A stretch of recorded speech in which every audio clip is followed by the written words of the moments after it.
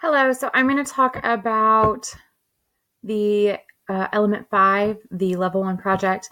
The idea was that it was a project that was going to use my content area information, but go beyond just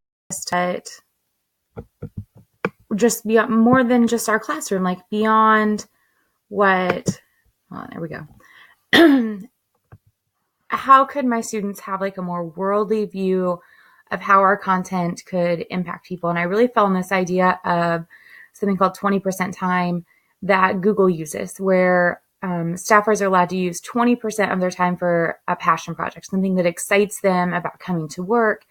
And teaching Spanish 3, it's a dual credit class, it's higher level. And it's the first time when I did this last year that Spanish 3 had been really to a college level of difficulty. So I wanted there to be something that the students felt more connected to. So this idea that a portion of class would be dedicated to them finding a way to incorporate their passions and their interests with the subject area and then share that or create something meaningful to share beyond the classroom is where we ended up with the 20% time.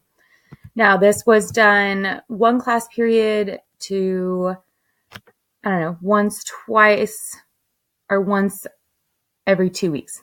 Once about every 2 weeks, I had a whole class period dedicated to this.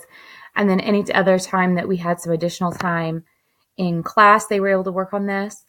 So they had to submit a proposal and get it approved. So when they created their project, it had to be something that I felt had enough substance to really maintain for an entire semester. We couldn't do it a full year because so much of the classes change at Christmas, but their proposal had to demonstrate to me that they had a good plan, that they knew where to reach out if they needed help, that they had a plan for how to share this beyond just the classroom. And then they went to work. They got to research and build and talk to people and create things. And some students surveyed other students about what they would need. And when they turned it in, at the end of the semester, it was right before finals when they turned it in, they had to submit a works cited to give me an idea of what kind of research they did, along with their product and how they had shared it. And then it was graded along these lines.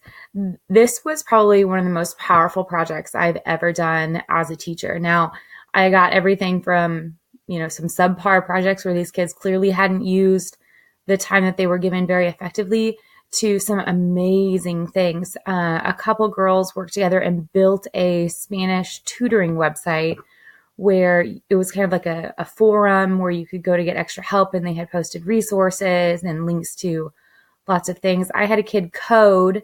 He loved computers. He loved to code. And so he created a review game through some basic coding practices that he'd learned in another class here at school.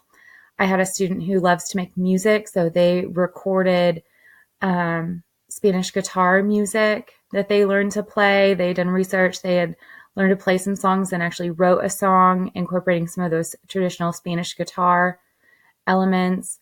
I had a girl that loved to build robots. She was on the robotic team. She loved to build robots. So she ordered a robotic set to build a mouse that was like remote controlled.